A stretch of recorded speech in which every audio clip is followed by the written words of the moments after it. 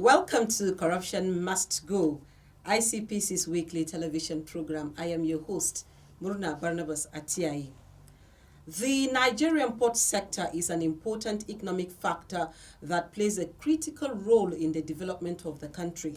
However, corruption in the sector has hampered it from delivering on its potentials. To change this narrative, ICPC had, in a collaborative effort by port agencies, the Technical Unit on Governance and Anti-Corruption Reforms and Bureau of Public Procurement, carried out corruption risk assessment in 6 Nigerian seaports in 2013. Since completion of the corruption risk assessment, so much progress has been recorded in ensuring compliance with preferred adversaries to manage corruption and other related crimes in the port sector. Today on the program, we shall be highlighting some of the progress made so far in this regard.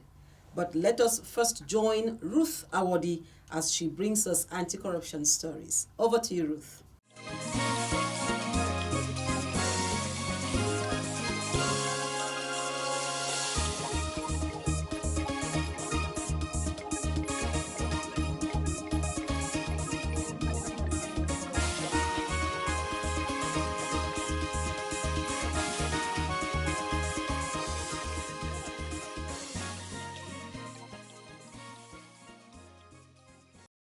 Welcome to this segment on anti-corruption stories. I am Ruth Awodi.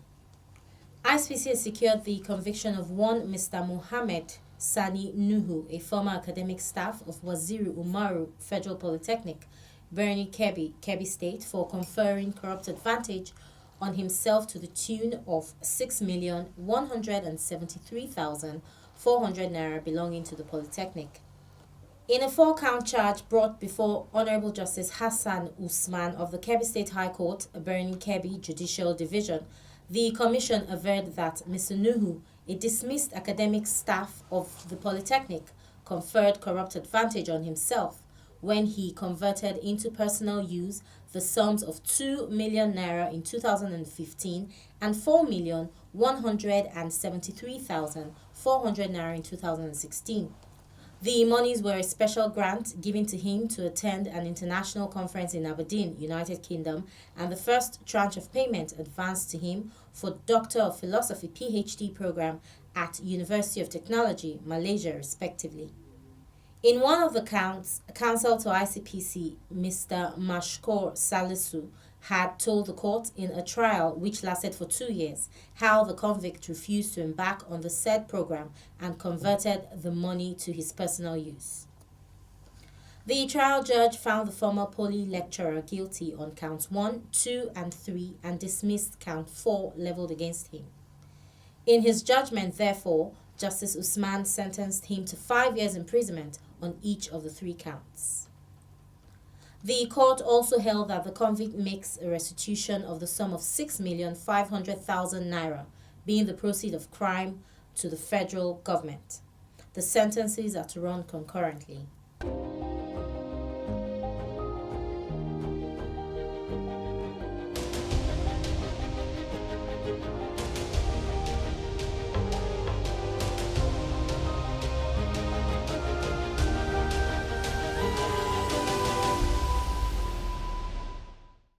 And from the Osun State Office, ICPC has urged leaders of religions to spread the anti-corruption message through sermons to their congregation. The advice was given by the resident anti-corruption commissioner, ICPC Osun State, Mr. Demola Bakari, FSI, at a 1-day sensitization lecture organized for leaders of religions in Osun State. In his address, Mr. Bakare, who spoke to both Christian and Muslim religious leaders, noted that because of the respect given to pastors and imams by members of their respective congregation, it was important for them to be part of the anti-corruption campaign. He emphasized that spiritual leaders could use the opportunity of their constant interface with the masses in churches and mosques to preach behavioral change that would entrench the practice of integrity in the society, resulting in a better Nigeria. The participants, who are major stakeholders in the fight against corruption, were encouraged to utilize their platforms to speak truth to power and to disassociate themselves from being used by the political class at the expense of the poor in the society. That will be all on this segment. Corruption Must Go continues with Muna. Stay with us.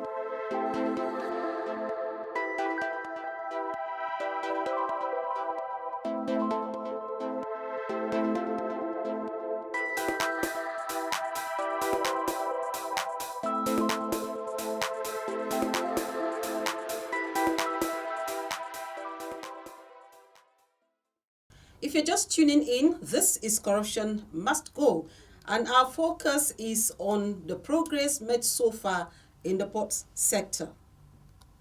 The corruption risk assessment conducted in the port sector identified key corruption and fraud-related risks and made recommendations on how to address the risks and challenges. These recommendations include building the capacity of ports agencies to develop anti-corruption policies and standard operating procedures, as well as the harmonization of the SOPs into a single process document for the ports, and establishing a port service support portal to serve as a transparent system for internal and external complaints handling for both operational and integrity issues. The Port Service Support Portal was launched by the former Vice President of Nigeria, Professor Yemi Osinbajo.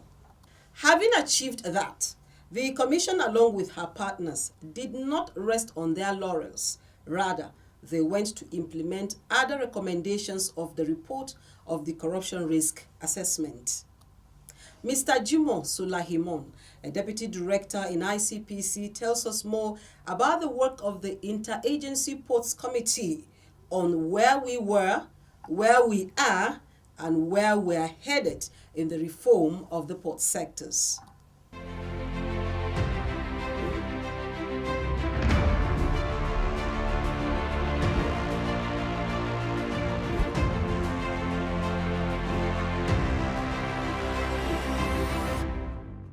Before the Commission intervened in the port sector, the whole place was almost in a mess. There was inefficiency, there was corruption. Corruption was rampant in the port. It was in view of this that the ICPC decided to move into the port sector to see what was happening. And what we first of all did was to conduct corruption risk assessment of the port sector. By conducting this risk assessment, we were able to really see how deep the rot was, how inefficient the situation was. And when we conducted this, we came out with some position paper, and this position paper allows us to further decide what other interventions that were needed in the port. What developments came about as a result of this effort? Okay, after the risk assessment was done, we discovered that there was need for a complaint mechanism. Initially, there was no complaint mechanism within the port sector. If there was infraction, maybe by Nigerian Custom Service or Nigerian Immigration Service, the stakeholder, whoever is concerned, will have nowhere to complain to other than these agencies. So we felt that was not good. That was one of the reasons why the port was seen as being efficient. So we decided that there should be a port service support portal PSSP, such that whatever problems, whatever issues that anybody or everybody or stakeholders or relevant people have, they should be able to complain. You see, when you talk about integrity plan, by the time you do corruption risk assessment, there are issues that you must have found out. So how do you tackle these issues? How do you ameliorate these issues? That will now bring about integrity plan. You plan one after the other. I told you that there was no complaint mechanism in the port. The integrity plan was that, okay, let us develop something that will make complaint mechanism to be available in the port.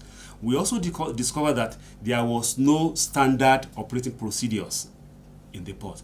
Each and every agencies in the port have their own separate and disparate procedures. So we say, no, since we are operating in one sector, in one port, all of us should bring these standard operating procedures together. We look at them very well and we harmonize them into a single document, such that everybody know that, okay, this is how things should be done. These are the procedures and processes within the port. Okay. That must have been a huge task. So can you share with us the people involved in this project? Was it just an ICPC project? It wasn't an ICPC project alone. ICPC tackles corruption generally everywhere. So we worked in collaboration with some agencies that are relevant to the port. For example, we have technical units on governance and anti-corruption reform, TUGA. Is the Secretariat for Anti-Corruption Activities. Then we have Nigerian Shippers Council, we have Nigerian Immigration Service, Nigerian Customs Service, we have NIMASA, we have the DSS, Marine Police, Port Health Service, and some other organizations. BPP was also part of the whole project. We work together to achieve what we have been able to achieve for today. We have what we call Port Project Steering Committee. It is the Port Project Steering Committee that all these agencies that I've mentioned belong to. We hold meeting maybe 4 times in a year. And at this meeting, we decide on what to do and what not to do, and how to implement the port process manual that has been developed. So the project is ongoing because of this collaboration we have had with all these agencies and all these MDAs. What plans are there to ensure that this fantastic project is maintained and continued? ICPC established what we call a game changer, an enforcement arm of all these intervention.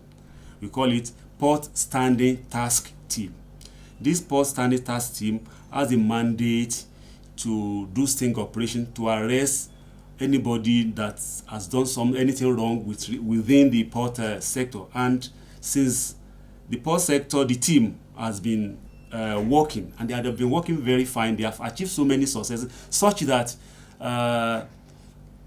people who do business, international people who do business with Nigeria abroad, they have been coming to copy what Nigeria has achieved with regard to this work of a task team. It has been wonderful. They have been doing well. They now enforce joint boarding. They now enforce joint cargo examination, such that the turnaround movement now, the turnaround time for cargo deployment, for cargo releases is so efficient now. From the reforms we have been able to achieve within the sector, the deployment of standard operating procedures, the PSSP portal, the port process, and this game changer, the task team. Then there's another thing now that will make what we have been able to achieve, that will make it more established. The training of compliant officers. We have asked with other agencies that any agency, all agencies in the port, they should bring their compliance, they should nominate rather compliance officers in the port, such that any infractions or any issues that arise and pertains to their agency, they will be able to quickly monitor it and solve the problem. So the training is ongoing. We have done training in Calabar, we have done training in Port Harcourt and on Lagos, and Very soon, we are also going to Kano dry port. So what we are saying essentially is that since we have this collaboration, definitely we have a step by step on how we have to sustain the achievement we have been able to gain.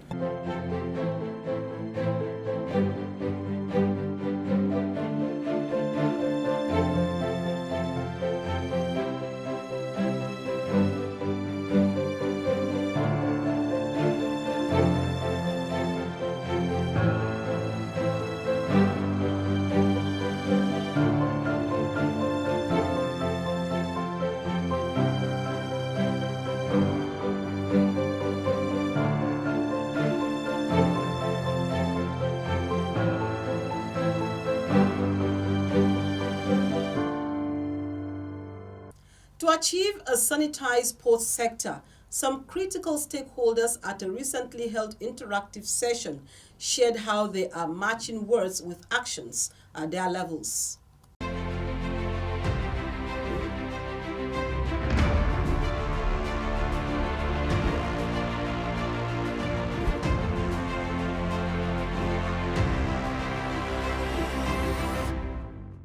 The history of issue of corruption in our port system or maritime industry,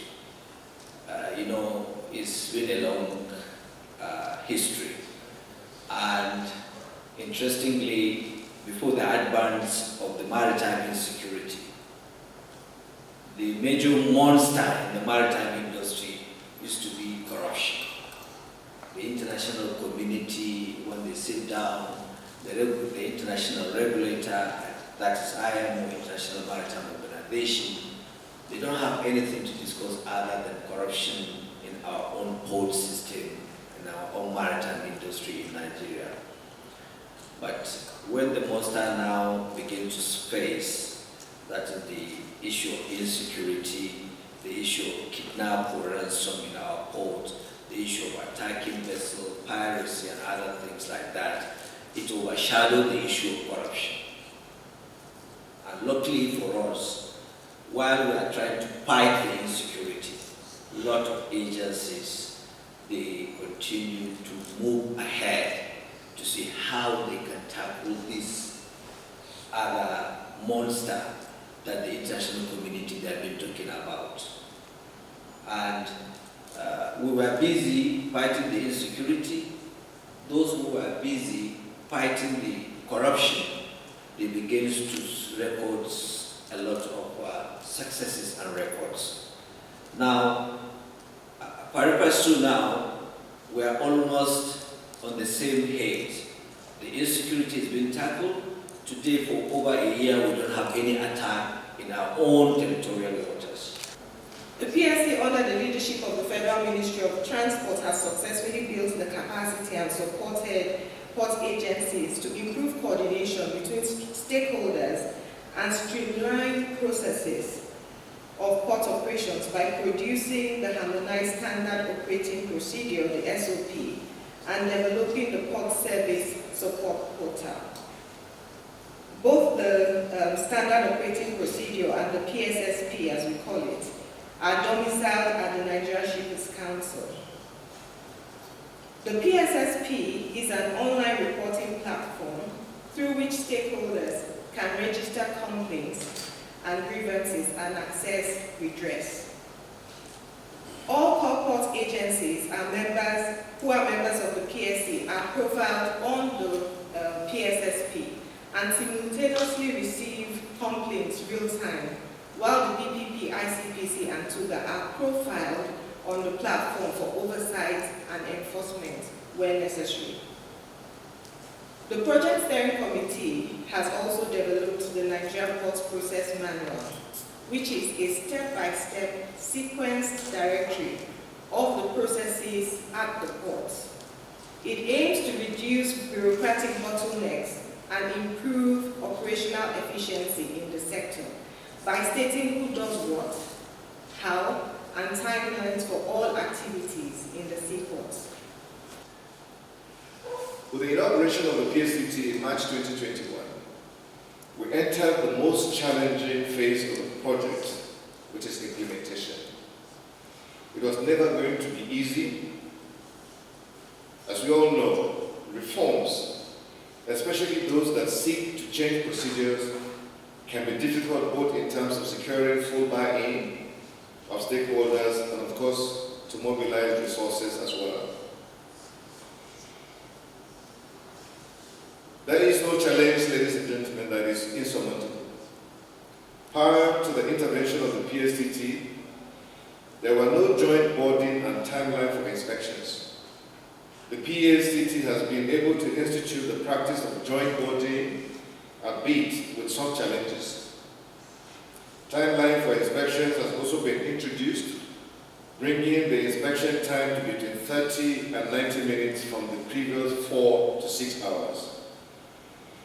The intervention has also drastically reduced the number of incident reports reported from 128 in 2020 to 40 in 2021. As of today, the only outstanding incident report of 2022 is a solid 3. To achieve the above, the Port Service Support Portal, PSSP, and the Nigerian Port Process Manual, webmail, and local help desks were put in place through which incidents are reported and treated swiftly. This has reduced the case resolution period that usually lasted between 7 and 10 days in the past, between 1 and 4 hours presently. This tremendous shift that eliminates delays are bringing great cost efficiency to businesses by cutting operational costs down to about $20,000 from the previous one-time average of $150,000 US. The measures have also saved the private sector more than $50,000 US of illegal demands in 2021 alone. Another big gain in this measure is vessels demurrage savings that average about $20,000 US per day between 2020 and 2021. The savings amounts to over 5.4 billion naira in today's official exchange rate. It is key that we have a compliance framework if we have an anti-corruption policy. Otherwise, it's just policy on paper, and it really doesn't make any difference to anybody. But if it's to make a difference, there must be a compliance policy. Therefore, you need people who will drive the policy. So we have to have designated officers, as Mr. Bakare has mentioned, who will therefore drive the compliance function and report to leadership at each point as the principals. They will each report to their principals. So at every level, there are agents and there are principals, rolled up all the way to like the Controller General or the DG level. That continues to cascade down. So in conclusion, in order to acknowledge all that has happened since 2011, as Madam Jane has given us the history, a lot has been done, and there's been a lot of learning. Even when the rest of the world did not believe Nigeria and the PSC continued with their work, till eventually it became clear that the work that the Nigerian government is doing is making a difference. This has been largely recognized. I am a Nigerian, a highly cultured race. My culture abhors corruption, and with my integrity, a new Nigeria is possible. I say no to corruption today to build a future for my children. Join me and imbibe the culture of integrity to build a Nigeria of our dreams. The reform in the port sector is targeted at encouraging the highest levels of professionalism, increase the competitiveness of the sector, and make Nigerian ports the preferred ports within the West African sub-region and Africa in general. That's our package on today's edition. Watch Corruption Must Go every Wednesday at 3:30 p.m. on the network service of the NTA. See you again next week for another engaging episode of the program. Bye for now.